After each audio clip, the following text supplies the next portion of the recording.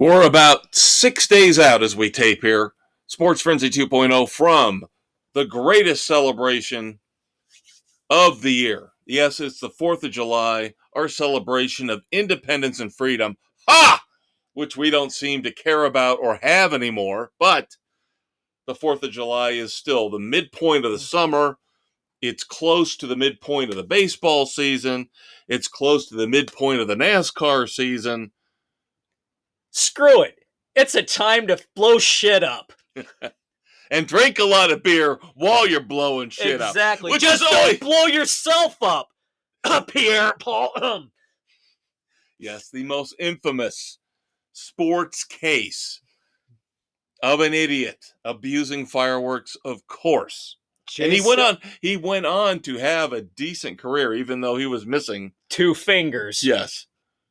He was the 3-fingered man. Jason Pierre-Paul, of course, is who we're referencing. And, of course, overall, we're referencing Sports Frenzy 2.0. He's a conquistador, Dave Height. He's the maestro, Kevin Crane. Taping here on June the 28th. Again, 6 days away from the celebration of our country's independence from those nasty Brits.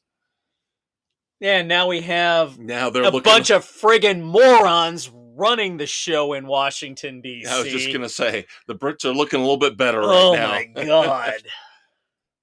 When Harry and Meghan are running from the sanity to the insanity, that should tell you something. There's a problem. But we are your bastion of sanity in the world of sports. We will call it, as always, like we see it, like we hear it. We're going to start off with the NBA and the NHL because, of course, they both had drafts. The NBA last Thursday and the NHL tonight. As we tape, how lucky are you? And, of course, the pick that matters is already in. So, believe it or not, for one of the few times in Sports Frenzy history, let's start off with the NHL. Holy crap. This rarely happens. First pick overall. You know, if you've listened to this podcast, that the Blackhawks miraculously won the lottery for the first overall pick. And they were actually smart enough to draft the consensus number 1 overall Connor Bedard, who they are calling the generational talent. So, Hawks fans, be glad this is your building block of the future, but you're still 2 to 3 years away because you need the standout goalie. You need 4 solid defensemen. You kind of have 2 right now, maybe 3. And you still need to fill 3 solid lines. But Bedard is the starting point. Now, how do you feel about the move they made with the Boston Bruins? They brought in Taylor Hall and Nick Foligno. Of course, Taylor Hall, a former award winner in the NHL. Hart Trophy, I believe. Yeah. We'll see. It gives them some veteran presence from a solid team who, let's face it, the Hawks have been on the decline. Boston has stayed pretty damn consistent. You have none of the real veteran presence on the Hawks anymore that you used to have. Coming from an outside organization at this point is what they need. So it can only help them. And plus, how can it hurt to bring in guys from the historic best team of all time, regular season? Regular season. Still, again, best regular season team usually equates a first round exit in the playoffs, and that's what Boston did. Right. Now, moving on to the NBA again, like Connor Bedard was pretty much the consensus number 1 for the NHL. We all know, that prick I can't stand, Greg Popovich, who would have retired if he hadn't gotten through the lottery, the number 1 pick with the Spurs. gets the next great player from overseas. Victor Wembanyama is going to San Antonio, and everybody's ecstatic. Down in the heart of Texas. The guy is a toothpick. Who got drafted? 3.5, Who got drafted number 1 overall last year? Not number 1. Or no, in the first round. Number 2. Number 2. Who was drafted number 2? Chet Holmgren. Who was a stick. And immediately hurt himself out for the year. That's why I told everybody on this podcast, Magic, stay away. I was ecstatic when they drafted Paolo Banchero. The reigning NBA Rookie of the Year, by the way. So, and of course, he's pissed off Italy because he doesn't want to play for Italy in this upcoming World Classic, whatever it is. He's playing for the U.S. That's his prerogative. Yeah. Pathetic Italians. Go eat some more spaghetti and stick it straight up your ass. Don't mess with my boy down in Orlando. You let him do what he wants to do because he is the franchise. He is the future for my Orlando Magic. Boom, confetti. Who, by the way, had 2 of the top 11 picks in the draft. At number 6, they drafted Anthony Black from Arkansas. And at number 11, Jet Howard, the son of one Juwan Howard, the coach. Well, isn't that convenient? The Magic have got a little thing going with Michigan. You think? Yeah. They drafted Wagner a couple years ago out of Michigan. They got a little connection there with old Juwan. There's something going on there. Now, a lot of people, consensus feedback I'm seeing that I'm getting is the Anthony Black pick is solid. The Jet Howard pick might be a little bit of a reach, but again, they seem to, like the Philadelphia Eagles and the Georgia Bulldogs, have that connection. You got to have a pipeline. Right, exactly. They got that pipeline with Michigan right now. So whatever works. And both are shooting guards. And again, this is what the NBA has become. It's all about the outside game, the three-point game, the ball handling game. Nobody cares about the big men anymore. Like you said, it's not about playing in the paint. Wembanyama might be 7'3.5", whatever he is. But his official measurements came out today. Yeah, but he's got an outside game. Right, but again, he's not going to be able to beat and bang inside. No, he's not. He's not going to be playing like the down old low. School centers, like against Patrick Ewing, against Akeem Olajuwon, Shaq. Yeah. Oh God, Shaq would eat him for lunch. Robert Parrish. Yeah. But the game has changed, so now it's all about a backcourt game.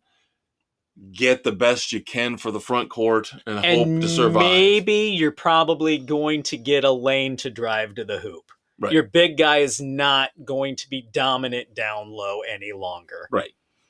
If they want to rebound, they're going to have to play midway through the free throw area. Basically what this is the Golden State Warriors model. Yeah. Is what it is. And it'll shift and it'll change again. Who plays defense? Yeah. But I guess until they move back the 3-point line, maybe it won't change. Now, everybody's expecting huge deals, huge trades. We got a few that were interesting, but no blockbusters per se. We did get the Golden State Warriors, who we just mentioned.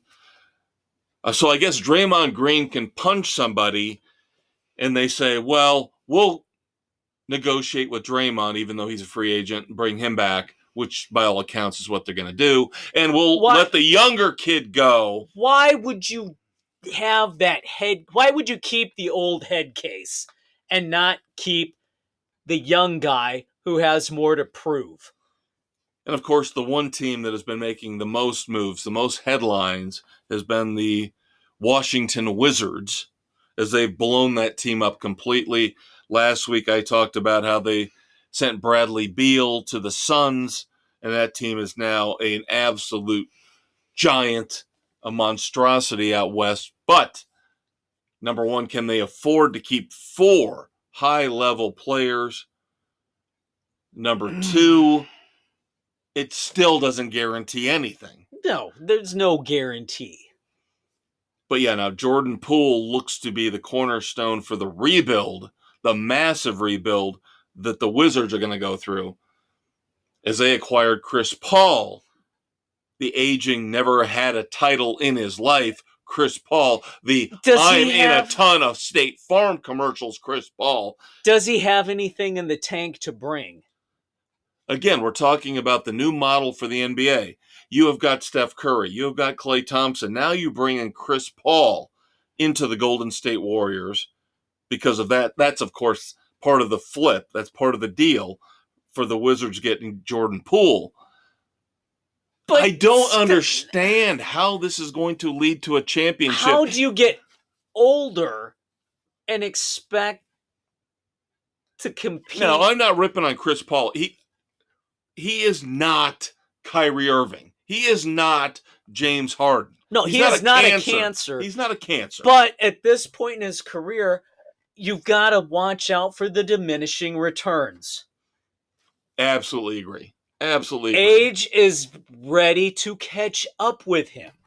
Now, initially, when I heard about this deal, I thought they were going to do a draft day deal and flip him again. But now draft day is come and gone, so maybe they're going to hang on to him. We'll have to wait and see. Yeah, I don't see them getting past Denver. I don't see them getting past Phoenix at the bare minimum.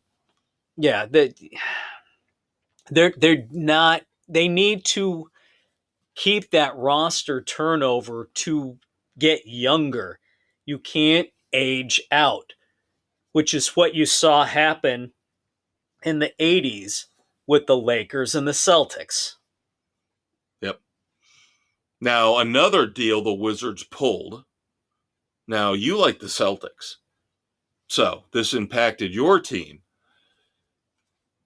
The Wizards ditched Kristaps Porzingis, sent him to the Celtics, but in a three-way deal with Memphis, they send Marcus Smart down to the Grizzlies. To me, it sounds like the Grizzlies get the better end of the deal. The Grizzlies definitely got the better end of the deal on that. And I'm still not convinced about the coaching staff in Boston. Well, and you had the whole situation with the sexual harassment that broke up the chemistry. Of course, that coach is now in Houston. Yeah, they were on the verge of firing their current coach until he came back and won 3 against the Heat before losing Game 7.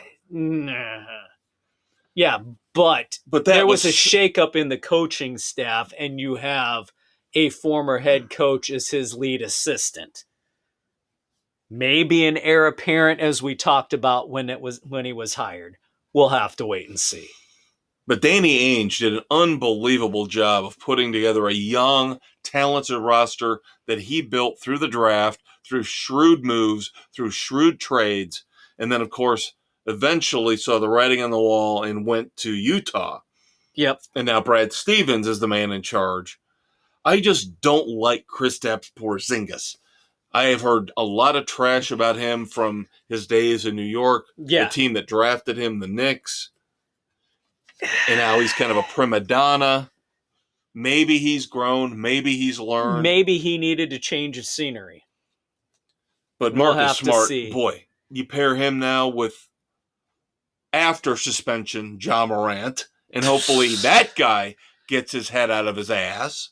Yeah, but they got to rely on this guy and not Ja Morant. Yeah, and they're going to for the first third of the season. You almost have to write Ja Morant off. I'm sorry. Well, I don't think they're going to do that. They just paid him. Again, guaranteed contracts are pathetic. You not write him off in the sense of getting rid of him, but not counting on him. Right. Whatever you get out of him is going to be a bonus. You just want him to stay out of jail right now. Yeah, stay the hell out of trouble. Pull your life together. Now, I have been getting mixed results, mixed news items over the ratings for the NBA Finals. I have seen alternately they were abysmal. I have seen alternately they were great. Now we're seeing what's the number ratings for the The draft. What's the number one rule of statistics? You can make them say anything you want. Right. So when we heard all about, the ratings for the finals were great. The ratings for the playoffs sucked. Like you said, you can manipulate and tweak those numbers to suit whatever you want. You can make any numbers suit your narrative. And I found it interesting with the NBA draft because it was, of course, like the NFL draft on ABC and ESPN. Initially, badly written story I saw, by the way. No, really? Yeah, I know. The media. God forbid. The media can't put a cohesive sentence together, let alone a headline that actually makes sense. Record ratings among all amateur draft broadcasts. I'm like, whoa. You're going to tell me the NBA draft scored higher ratings than the NFL draft? I call bullshit. So. Doing research, of course, which is what we do here on Sports Frenzy. Highest ratings for an NBA draft ever. Yeah, that's probably not saying much. 4.9 million average throughout, the 3 or 4 hours that the draft lasted. Whereas the NFL is about, on average, longer draft over multiple days and nights, about 2 million more on average per day. Per night. NBA draft was how many nights? 1. NFL draft is 3. 3. Yeah. So be careful when you read these stories. They will try to manipulate. They will try to tweak. Oh, I didn't say that the right way. Oh, you think? Finally, here about an hour and a half away from us is Chicago and the United Center and the Chicago Bulls. Going through a little bit of drama. Some good, some bad. Bad. Again, guaranteed contracts. Bad. Very bad. Bad. Mooey Mall. Trying to do my awful church lady impression there. Bad. Lonzo Ball. Stories are already out that he is already expected to miss the 2023-2024 season with that knee that is just a disaster. If you're the Bulls, I hate to say it, you have got to appeal to the NBA for the medical waiver to get him off the salary cap and let your insurance pay the remainder of his contract. I'm sorry that he is not going to be able to play at this point. They cannot be handicapped with these stupid-ass guaranteed contracts that the NBA and the Major League Baseball rammed down your throats. This is a classic case in point where it destroys a team.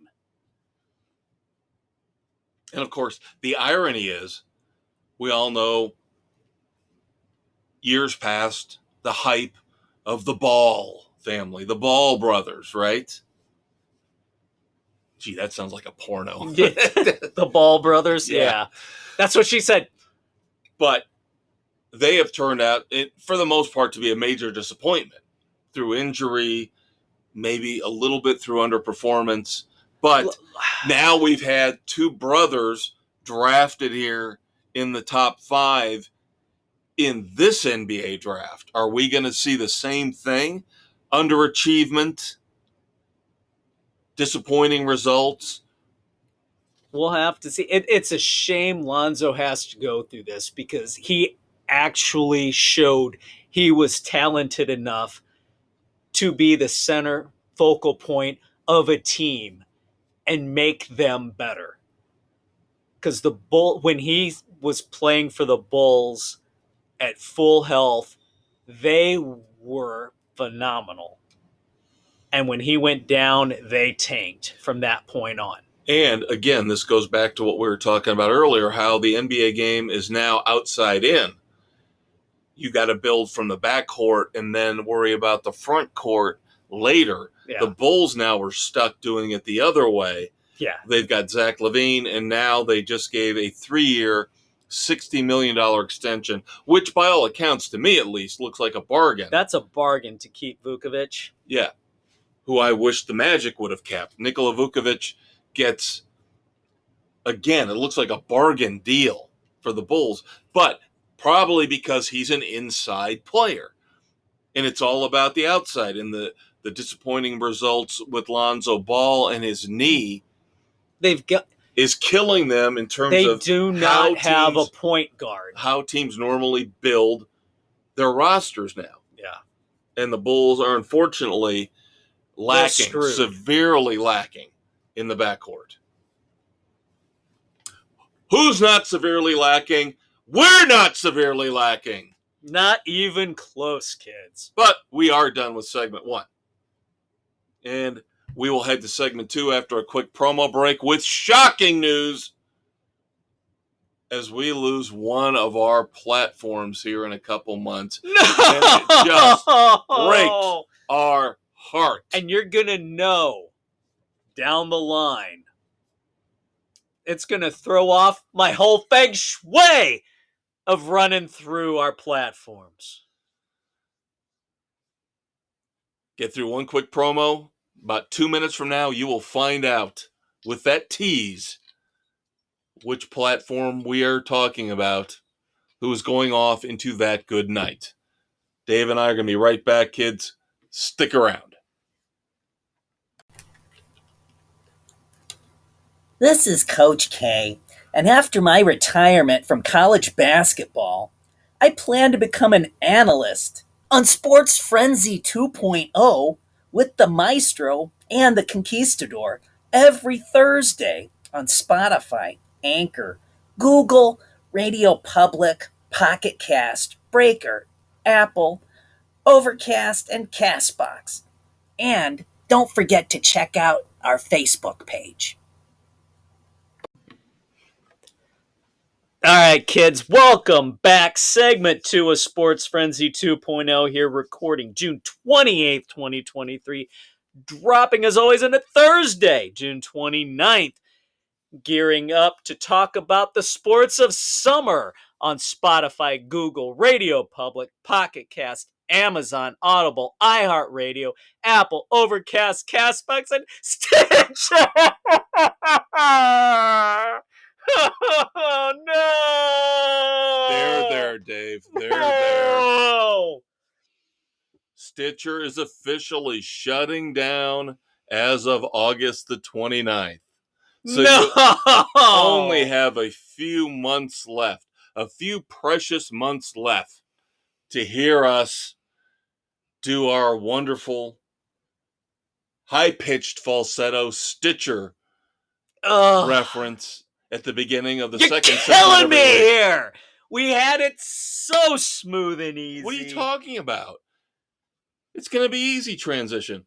iHeartRadio! No. Radio Public! No. We'll figure something out. Yeah, I know. We always do. But yeah, it's sad. Not only because that limits the audience's options, just because Stitcher was fun to have around. It was fun to say. Yes. Come on. But if you look back to the movie Old School, Stitcher is our Blue. yeah, it's going to be sad to lose Stitcher. We got 2 months left. 2 months left. We'll make the best of it. That is right. We will drain every ounce of energy, positivity we can out of having Stitcher around until the end of August. That being said, now it is time to talk about the big, brand new, shiny, exciting NASCAR race coming up here this Sunday, July the 2nd. And of course, that means shutting down downtown Chicago for 2 weeks. That means the Grant Park 220, the inaugural Chicago Street Course race. Yep, and everybody in Chicago is pissed at having everything shut down.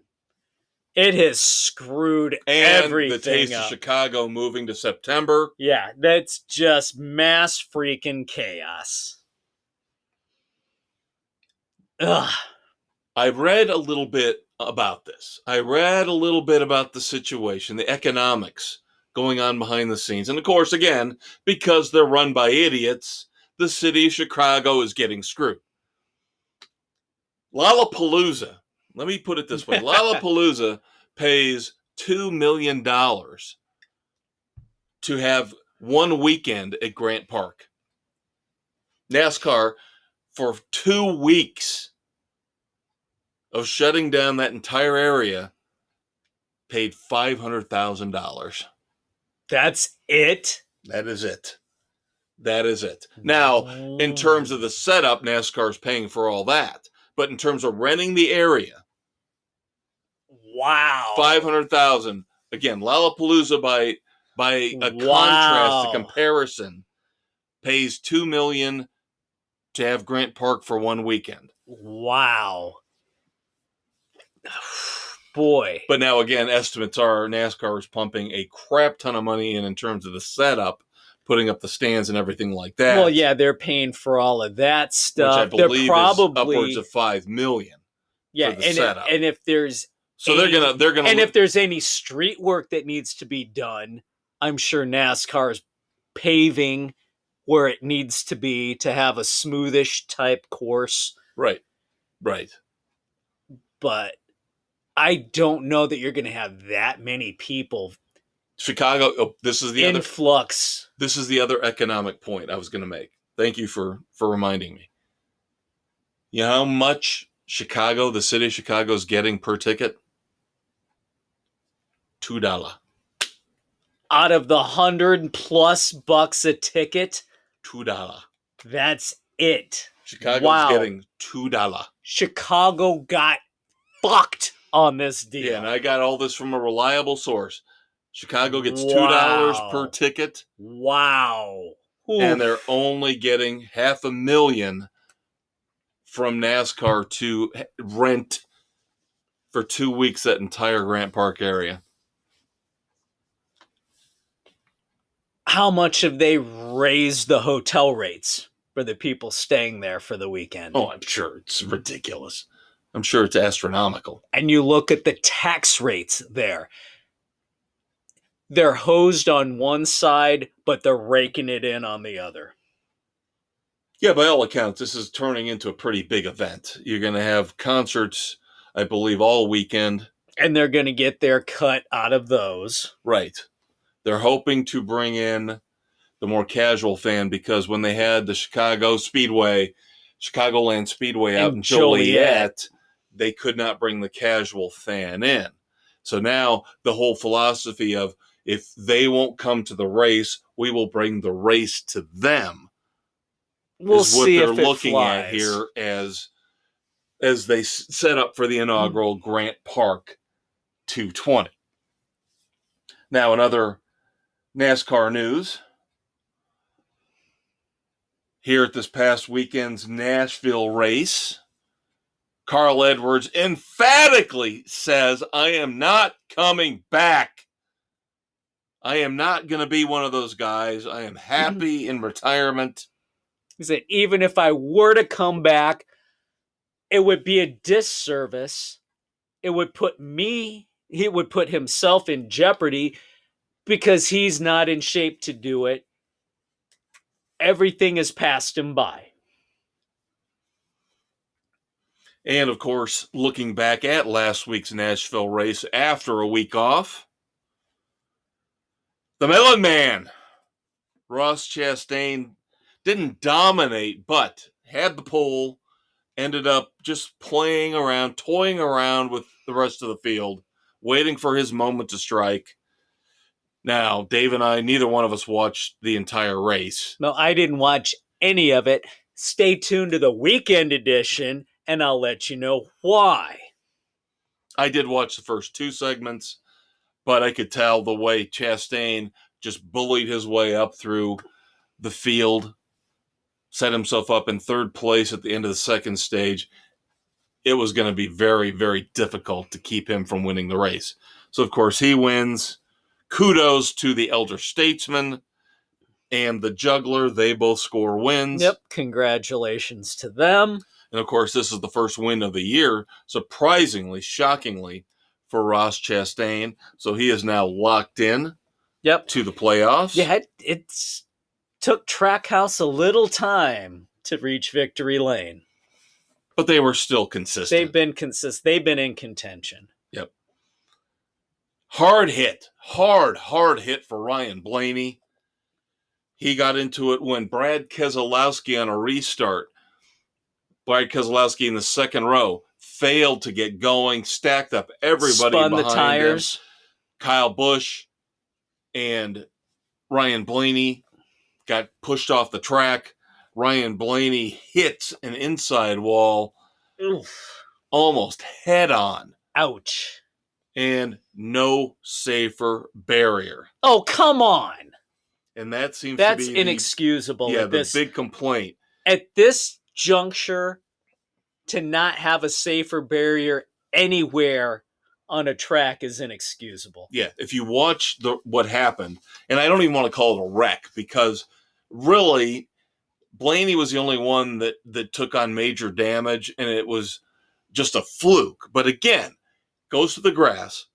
Basically, he's waiting for the car to correct itself when he gets back onto pit road, when the wheels grab the concrete, and he can, and it just shot straight.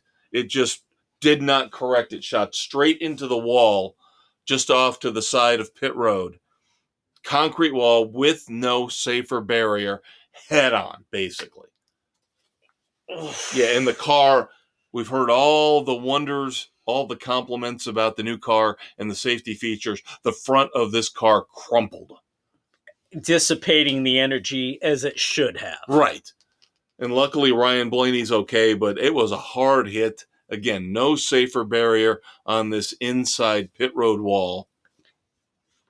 And that's a credit, because if that would have happened last year with this car, he would have taken the brunt of that force. Over the off season, they made the front end less rigid, so it would absorb more of that impact. And I will say this. We've ripped on NBC. We're not big fans of Steve Letarte.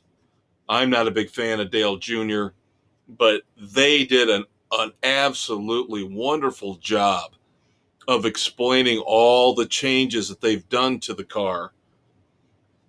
And they showed, in graphic detail, every part inside the engine, front, in the back of the car, parts that they have taken out, parts that they have put in, options for the teams to put in or pull out to enhance the safety for the driver. It was phenomenal. If you were a racing geek, you had to love that. So kudos to NBC for that. That's heartening to hear. Yeah. That they would actually go into that. Because that's usually what you get from Fox and Larry McReynolds. Right. Right. And that's what kind of reminded me of, is an old Larry McReynolds segment. So kudos to them. And again, as long as it keeps Steve Letarte away from a microphone, that's what I care about. Just get rid of him. He is abysmal.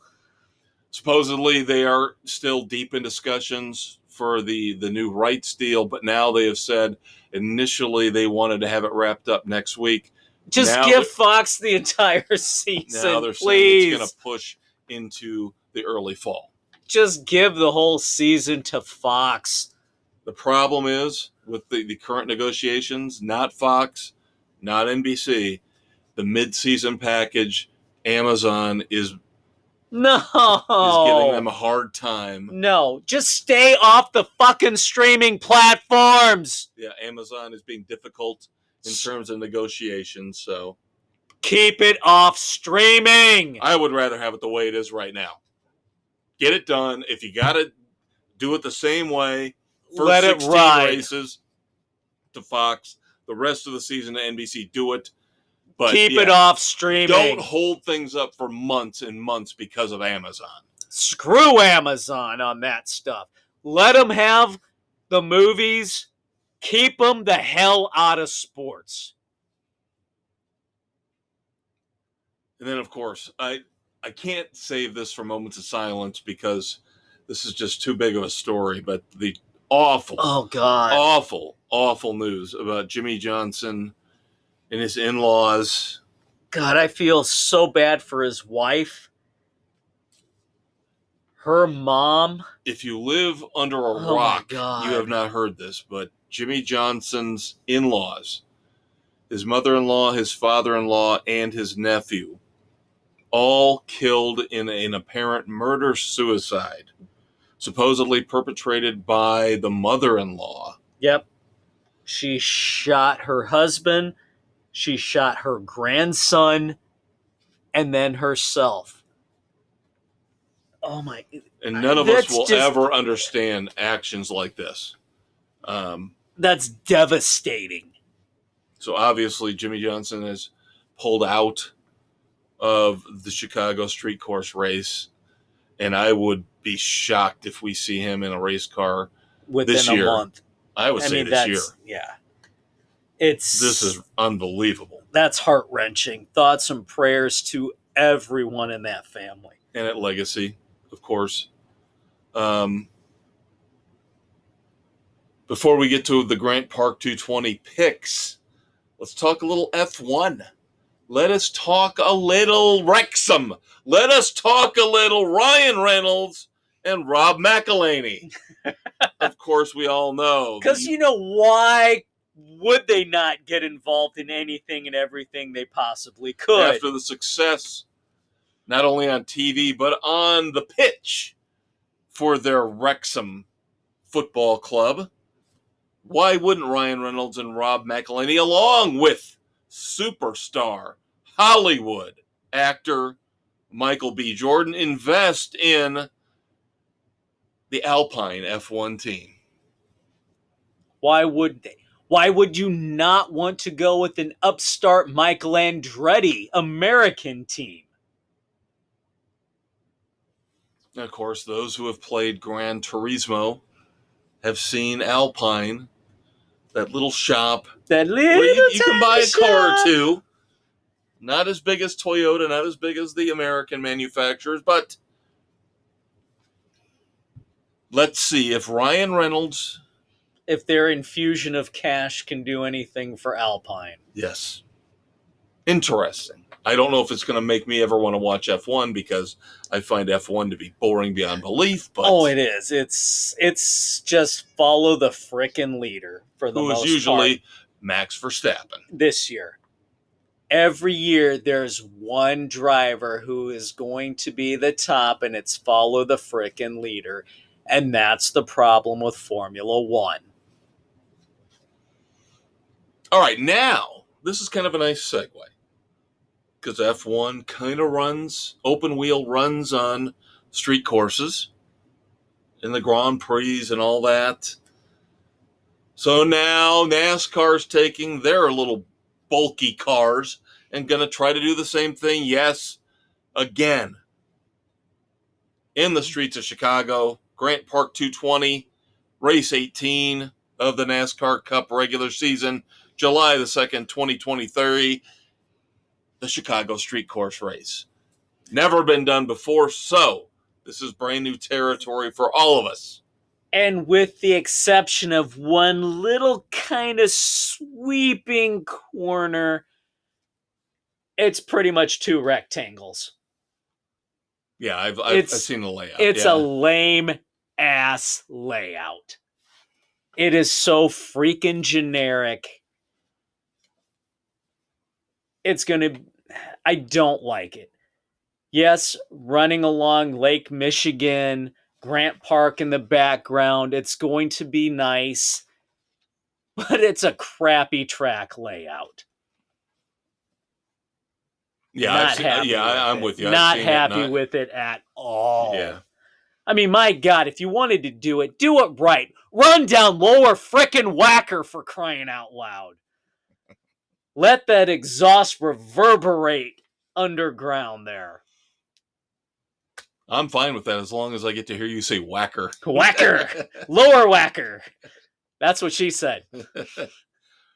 All right, 7 of our 8 experts, 7 of our 8 panelists have their picks in.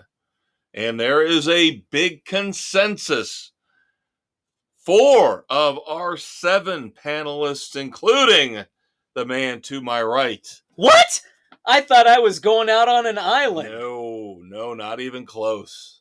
You want to tell the kids who you're picking first? Tyler Reddick was my pick for this one. The Big Blue W, Bill. The Governor, Doug, and Aaron, the Big Easy, all agree with you. Wow. 4 of the 7 picks in so far. Now, if it was just Aaron, I would feel better. Tyler, don't say that. Bill's in, he's a little distressed right now.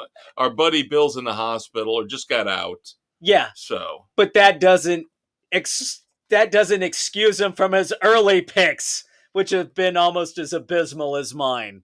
I was going to say, you're like 1 point ahead of him. So I don't think I'd be disparaging him all that much. Sam, the elder statesman, is taking Chase Elliott. Nick, coming off his win, along with Sam at Nashville, he's taking Kevin Harvick. Interesting. And I'm going out on a limb, gambling. I'm a gambler. What is Kenny Rogers' most famous song, Dave?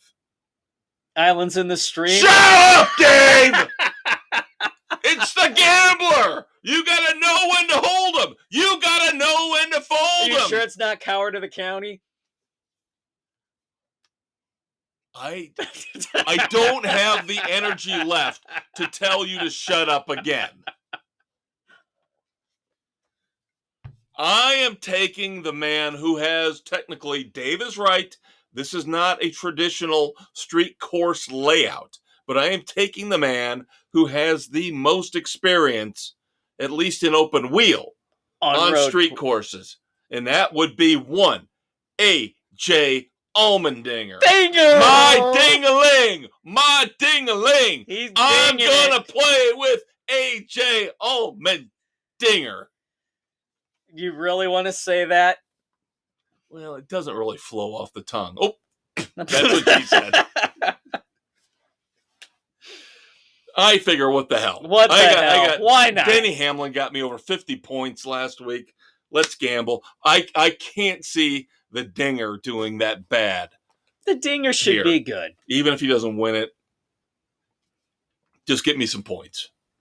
But I think he's going all out for the win because I think he's looking at this as one of the last 2 or 3 chances he's got.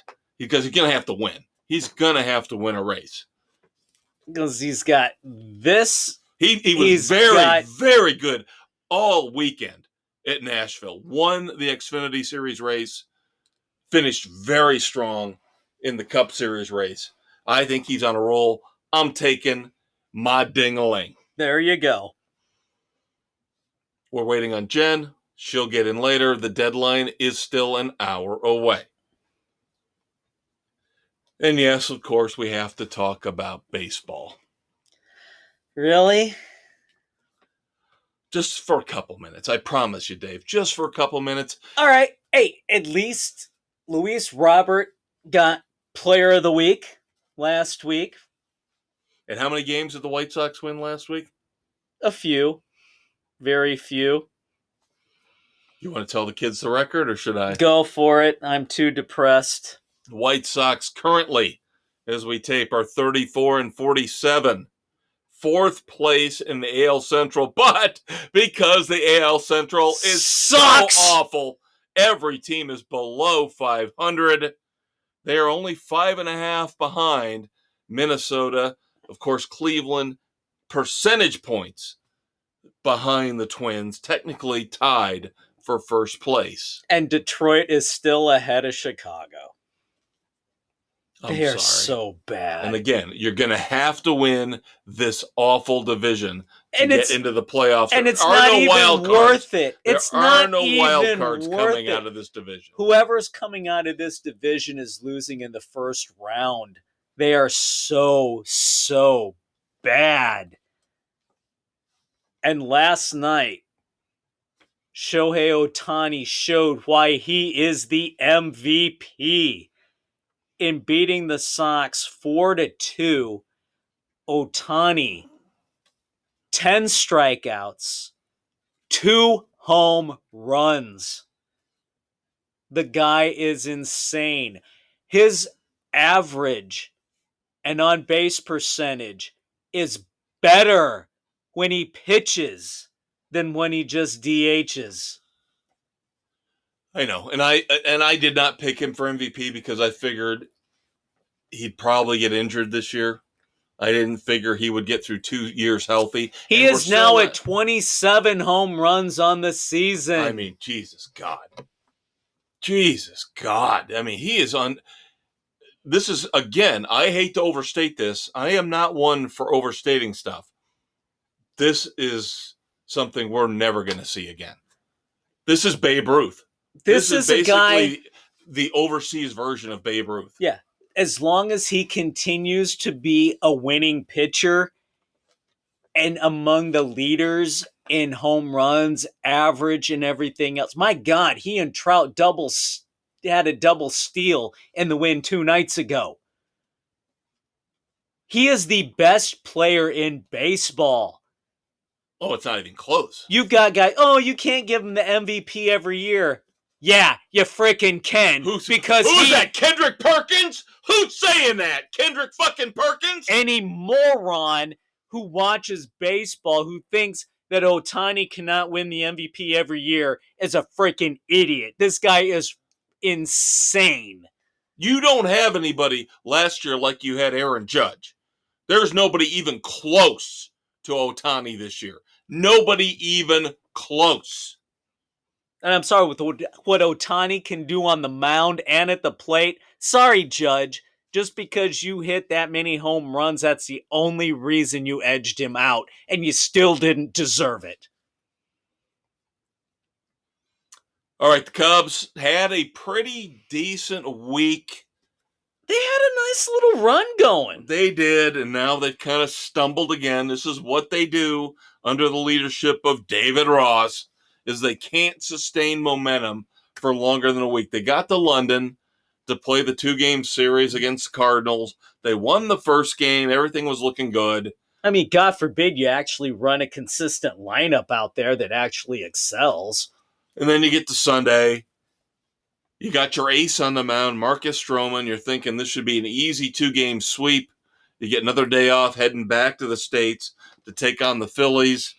But, of course, everything falls apart. Stroman's got a blister. He doesn't pitch well. Even though they have kind of made the field since the last time MLB was there a little less homer-friendly, a little less run-friendly. Cardinals end up winning the Sunday game, split the series. Then, of course, the Cubs last night can't do anything against the Phillies. So, momentum, those are breaks. Coming to a grinding halt. So now the Cubs are 37-40. Still, just like the AL Central with the White Sox, the NL Central ain't much better. Cubs are still in third place at 37-40, 3.5 behind the Cincinnati Reds.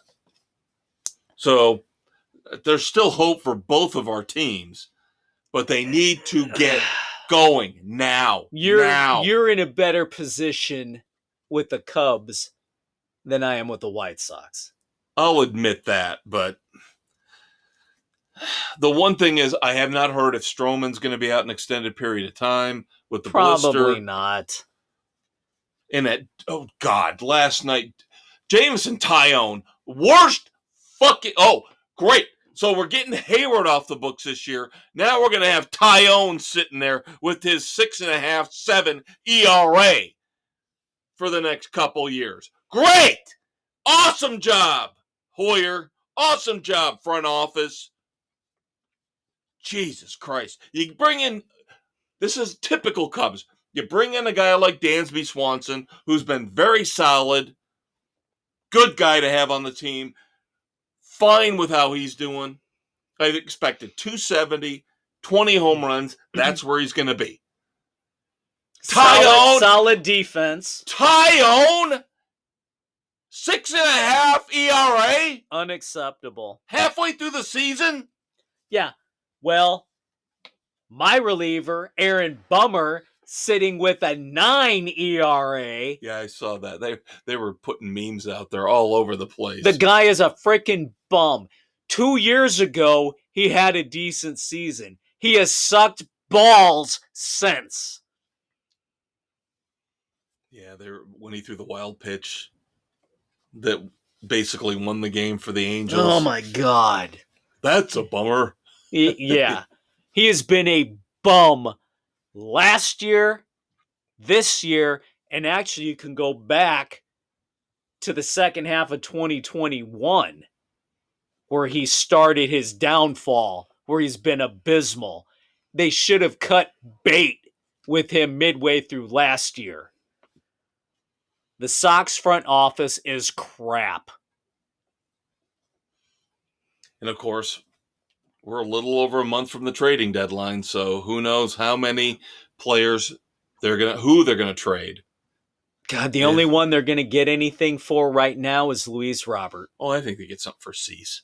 I think Cease just needs a change of scenery. And I tell you what, you do not bring back Anderson. Yeah, he's not had a good year. He's not hitting for shit. He can't play. His defense is awful, even though percentage-wise he's fielding better. No. You cannot count on Tim Anderson at all. What did I say in the offseason? Trade Anderson, trade Moncada. Yeah, you did. And I was with you on Anderson because I always thought Anderson was kind of a cancer. Even though he's got raw skills, raw talent. He's not a team guy. We're going to have a little bit of baseball spillover into segment 3, kids. Dave and I will be right back.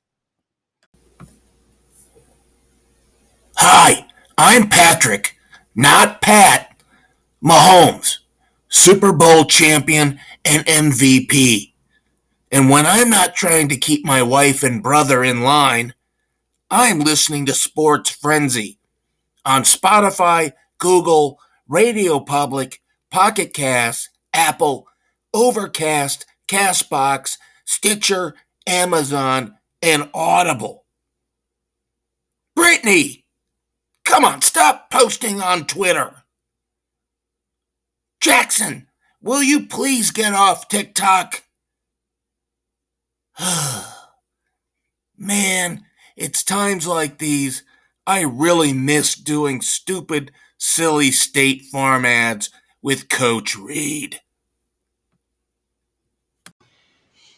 All right, kids, welcome back. Third and final segment here, Sports Frenzy 2.0, taping June the 28th, 2023. This will hit June the 29th. We, of course, hope that you and your family have an awesome, safe July 4th. Don't blow off any digits. Don't blow off any appendages if you can help it.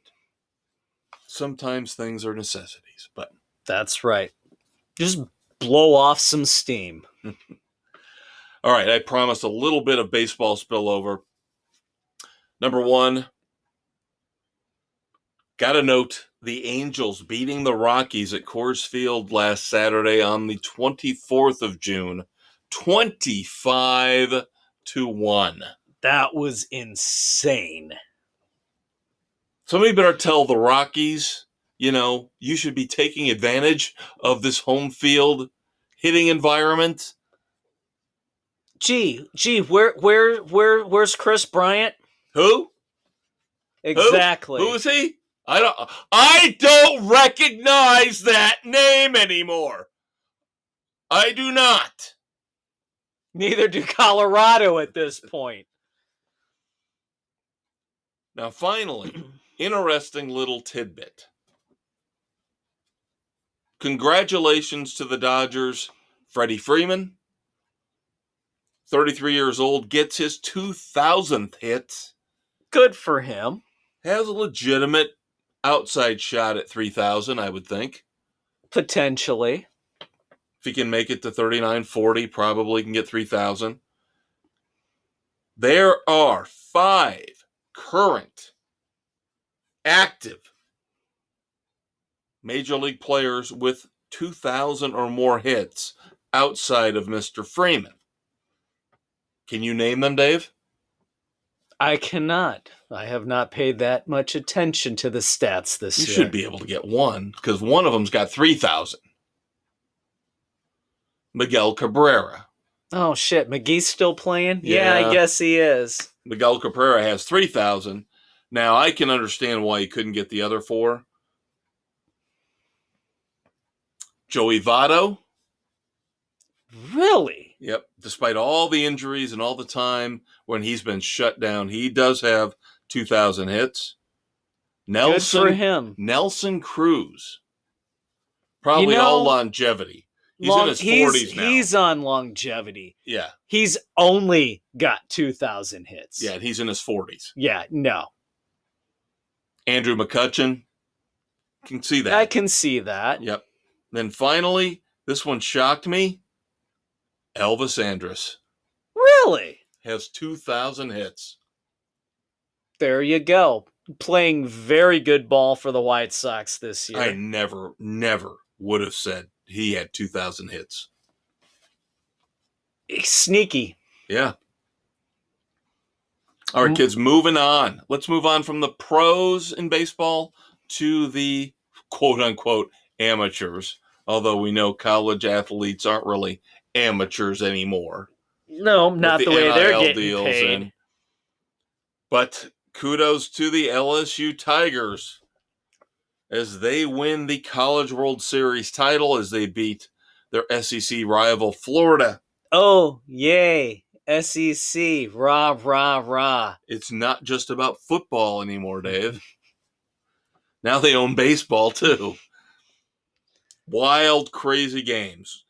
Florida won Game 2, 24-4 to force Game 3, which LSU won 18-4. High drama. What the? High drama, Dave. High drama. That's just ridiculous. That is absolutely insane. It's the aluminum bats. That's all it is. The aluminum bats. There should not be aluminum bats.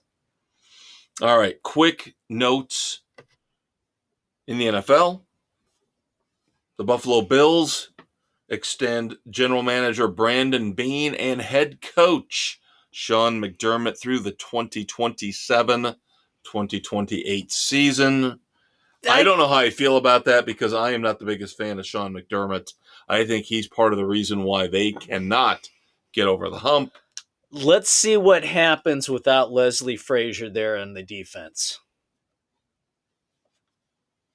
But you've got issues now with Stephon Diggs. Are they going to bring in DeAndre Hopkins? Are they going to bring in Dalvin Cook? Are they going to bring in anybody? Who knows? Those are the big questions that remain to be seen. News broke today. More gambling suspensions for players coming, including some season-long suspensions, should be coming right around the 4th of July. How difficult is it to not bet very difficult on football? You're told, do not bet on your own sport. I don't know how to not do that. How do I not bet on the football that I play? And then don't bet on the premises of your team. That's the big one. That's the one that drives me crazy. Bet on your own. Wait till you're home. How freaking stupid are you morons? Wait till you're in a car flashing a gun on Instagram and then go ahead and bet. Good God. It's not rocket science, guys. You don't have to belong to Mensa to understand the rules. And then finally, it looks like the nation will be spared having to deal with arguably the most boring team in the NFL. That would be our Chicago Bears on Hard Knocks. Of course, because they're eligible, it's looking like the NFL is going to put the New York Jets. Well, yeah, why wouldn't you with Mr. Frickin' Psychedelic Mushroom, whatever, ayahuasca drinking douchebag Aaron Rodgers? Yeah, I heard him the other day talking about the whole witch thing, because remember, he was dating the witch. Yeah. I don't know if he still is, but good God. And I still think Jets fans he was in Colorado himself, advocating for the use of psychedelics at their mushroom conference or whatever the frick it was. I just find it funny. God. New York fans are so funny. They think they deserve every title every year in every sport. You deserve this majestic moron. You're not going to finish first. You're not going to finish second in the AL. The AFC East. You be lucky to finish third. Sorry, getting my baseball and my football mixed up there. All right, in other sports news, congratulations to Carlos Alcaraz, who has now become, once again, the number one men's tennis player, the 2022 U.S. Open champion, ruled for 20 weeks previously as the youngest number one ever. He's already got one major, and he is only 20 years old. Gee, could he potentially make a run at the majors record? We're always fond of. We talk about Tiger Woods. We talk about LeBron James. The next big thing. Sometimes, like those two, the next big thing does pan out. Sometimes it doesn't. Is Carlos Alcaraz going to pan out? When Djokovic is done and the field is wide open, is this kid going to win 3-4 a year? We'll have to wait and see, because we sure know it's not going to be the douchebag from down under.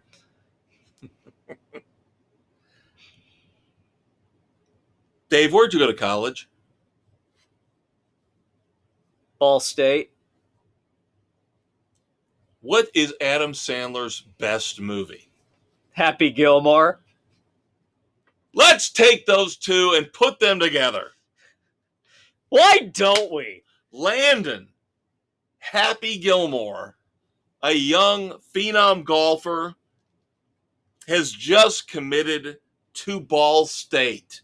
And the real Happy Gilmore, at least for now, Adam Sandler gives him a shout out on social media. You gotta love it. You have to love it. Well, I don't have to, because just because the kid's last name is Gilmore and he plays golf, they nickname him Happy. See, a little bit of a stretch. Little bit of a stretch. Yeah, but at least Sandler. Adam Sandler. He's not the one biggest of those, fan in the world of his, but he's at least an everyday guy who's he's going a nice to. He's a nice guy who's going to go out of his way to make somebody feel better. Adam Sandler is one of the few, from what we can tell, nice guys in Hollywood. Yeah. By all accounts, Jennifer everything we Aniston hear works with him all the time. That's why Kevin James works. That's why people continue to work with him. It's because he's not an arrogant douchebag. Yeah, he's an everyday guy by all accounts.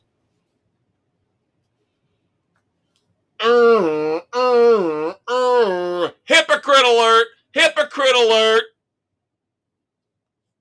Dave, did you know that Qatar, another one of those countries in the Middle East that has a whole lot of human rights violations? No! And human rights have so? have bought a 5% stake in the company that owns the Washington Wizards, the Washington Capitals, and if anybody gives a rat's ass, the WNBA's Washington Mystics. Oh, you mean we have more Mideast blood oil money coming into the Oh, United but nobody's States? talking about it now, right? Nobody's talking about it now. Because all is good because the LIV and the PGA have merged. Hypocritical bullshit. And you still don't hear about the Chinese money coming into the NBA. Unbelievable. The slant that the media, they will cover shit up if it serves their purpose.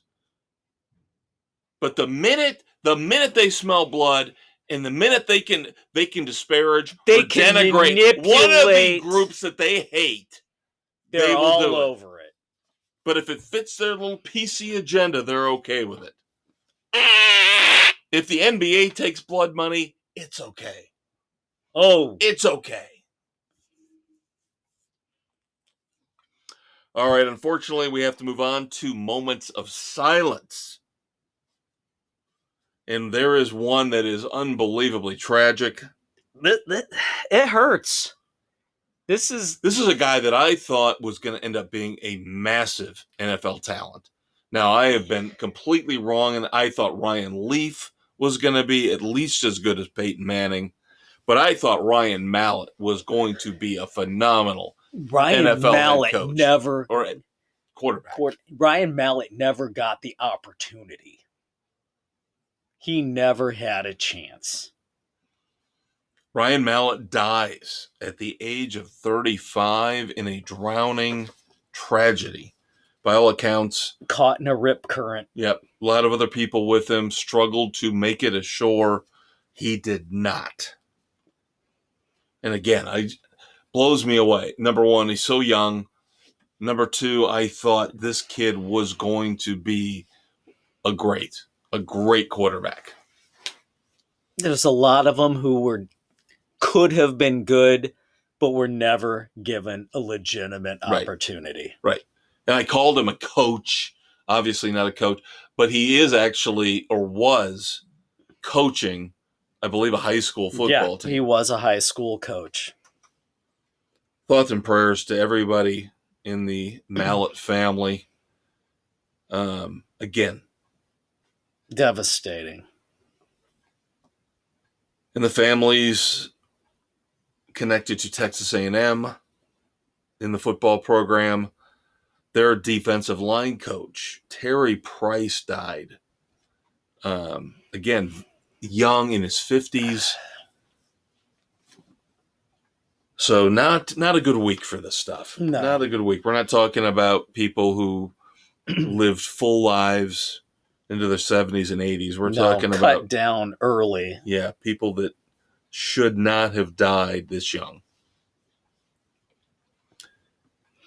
I'm going to give you my first of two to turn things around. Pivot. To give us a little bit more of an upbeat moment or two. I'm going to pivot to the positive. I have an upbeat Clint Eastwood badass of the week. Belgian shot putter, Jolien Bomquo.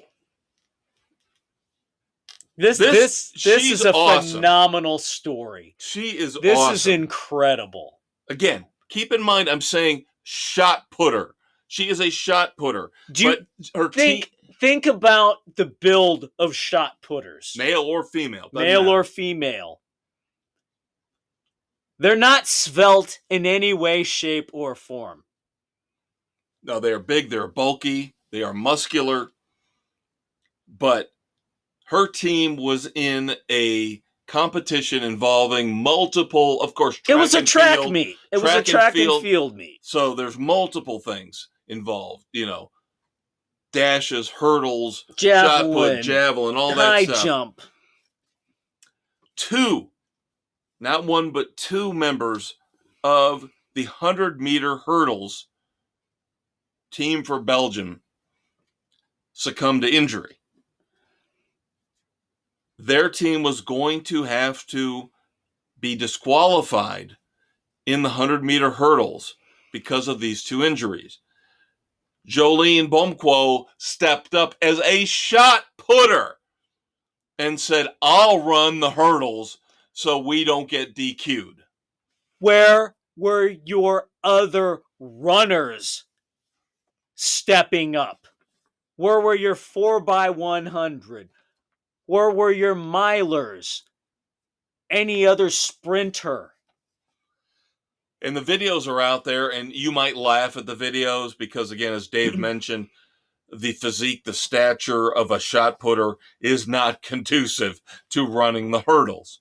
But she saved her team 2 precious points in this competition, this track and field competition, where otherwise, again, they would have been disqualified and lost those 2 points.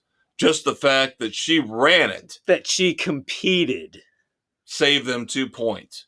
So I say, Jolene Bomquo, you are a Clint Eastwood badass here on Sports Frenzy 2.0. Abso-frickin-lutely. Way to go to step up for your team when nobody else would. Hell yeah. So now we pivot again. Pivot to the lower denominator.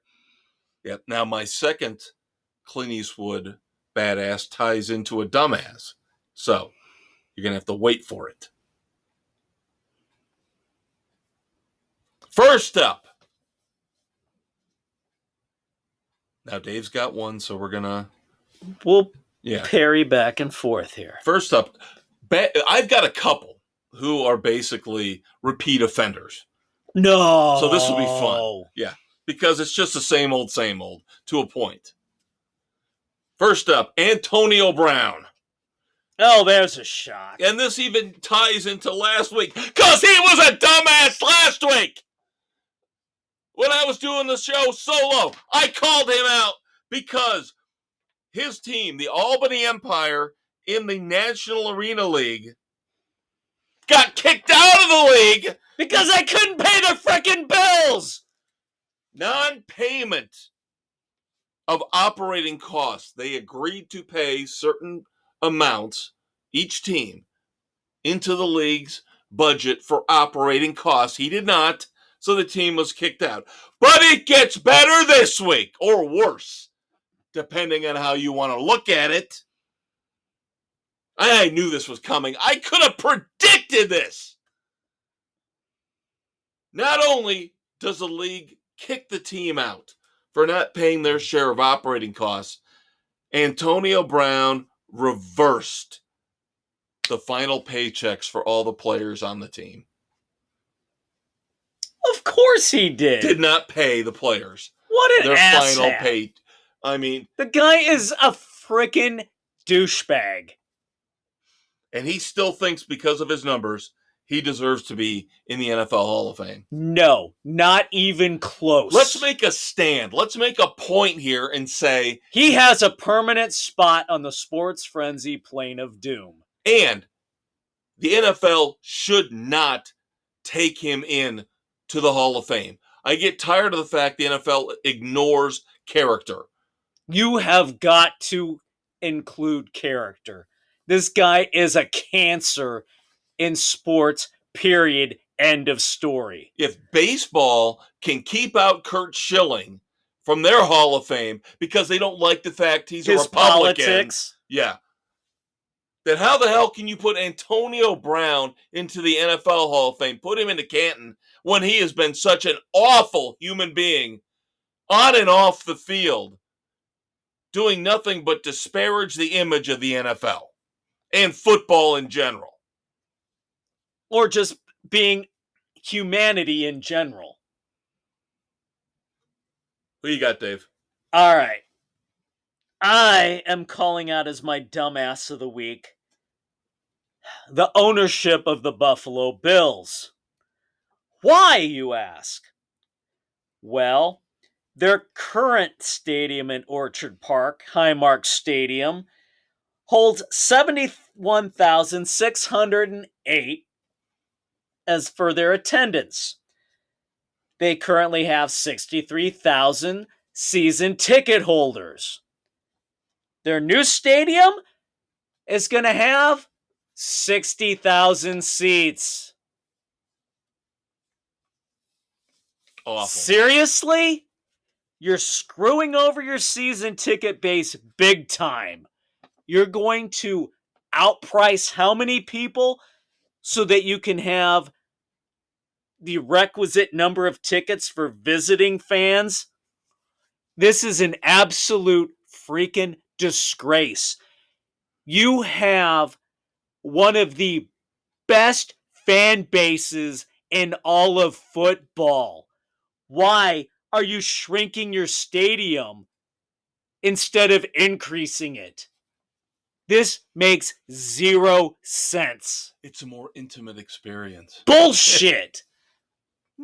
Quit fucking your fans over. Plus, you're not getting a Super Bowl. Oh, hell no. You're not. It's not going to be a dome stadium. Well, they'll occasionally bend the rules for, as we saw with New York, for an outdoor Super Bowl. But you got to have a certain capacity. That's why Chicago has never been considered, because Soldier Field is one of the smallest capacity arenas for football in America. So, stupid ass move by the Buffalo Bills ownership group. All right, let me tie in. Let me do my tie-in. Dumbass, badass. A collegiate summer league team down in Georgia. The Macon Bacon. That's what she said. The Macon Bacon are one of those teams that's just trying to have fun. Just trying to bring It's fans kind of like in. the Bananas. Yeah, Savannah Bananas, who I've always told my daughter I'm going to check out the first thing I The do. Savannah Bananas, the Macon Bacon. Come on, how do you not like that stuff? Georgia's having some fun with baseball. So the Macon Bacon, they've got, the entire menu's basically bacon. I think you can get a bacon milkshake. I don't know. But you can get bacon wrap, bacon, whatever you want. They've just taken this and gone to town. Now, my Clint Eastwood badass part of this.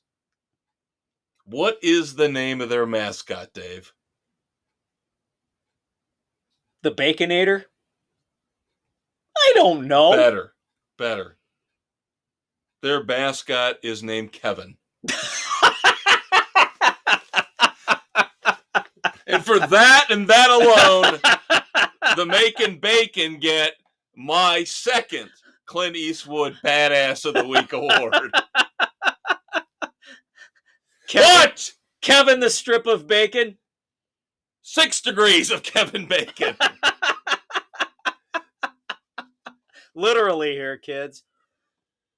But of course, we can't have fun anymore. And we're having fun here with the Macon Bacon. So we can't have fun anymore because now we move on to the pivot and the dumbass portion of this.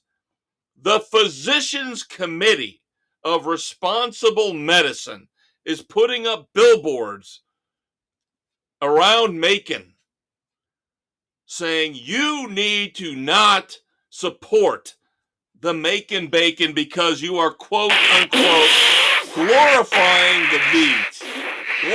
the meat that will destroy and kill hundreds and thousands of people. Screw the medical community. Everybody loves bacon. Literally taking billboards out. That's ridiculous. Saying that the Macon Bacon are glorifying the meat. Yes! Everybody loves bacon! To quote Eric Foreman, bacon. Finally, again, a repeat offender to wrap up Sports Frenzy 2.0 for this week. Dave hates him. I hate him. We all hate him. Rory McIlroy. This past weekend, they played the Travelers Championship at TPC River Highlands. And everybody carried a red umbrella. Fine, Dave. Whatever. I'm the marketing degree guy, okay? Thanks. Anyway, Rory bitched and pissed and moaned, again, as he is wont to do about everything. Because he sucks. Rain made the green soft. Duh. The way the course was set up, he quote-unquote said it was obsolete. But here's my question to you, Dave. We'll make this a little interactive moment here as we wrap up. Rory McIlroy's talking about how the scores were too low, the course is obsolete, the rain made everything soft and easier to play. Then why didn't he win? Okay, he didn't win. Did he finish second? I don't know. I wasn't paying attention. Did he finish third? Did he make the cut? How easy this course was, right, Rory? How obsolete this course was. Rory finished in a tie for 7th. Gee. 5 strokes off the lead. If it was so easy... Why didn't you win the damn tournament, you moron? Yeah, Keegan Bradley won at 23 under. Rory, you are a piece of human refuse. You are a washed-up golfer this season. You have no clue. I just wish he would shut up. Between the live golf controversy and shit like this, I wish he would just shut the fuck up. Just go away. You are irrelevant. You are making yourself look so damn stupid. It's pathetic. Ironically, I heard somebody the other day, perfect quote. Because, of course, again, Rory ripping on live golf. Rory McIlroy, in terms of how he plays, week in and week out, is the new Greg Norman. Oh, damn. Ouch. Boom. Bitch slap. Is Little that bit not slap a bitch slap? on Rory there.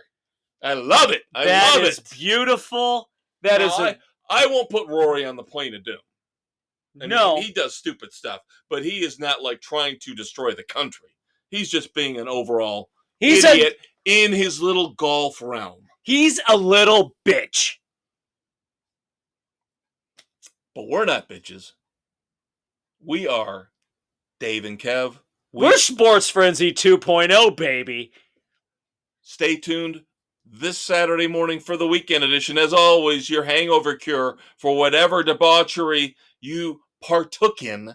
Oh, Friday we got night. more rock than you could possibly frickin' handle. Special John Mellencamp edition. We've got concert reviews. We got album reviews. We got song reviews. We have a major movie review. You do not want to miss a jam-packed weekend edition this coming Saturday morning, July the 1st. He's a conquistador, Dave Height. He's a maestro, Kevin Crane. We're going to miss Stitcher, but we're going to be around forever. So you can depend on us each and every Thursday morning, each and every Saturday morning. We will see you in 3 short days from when we're taping right now. Peace out, kids.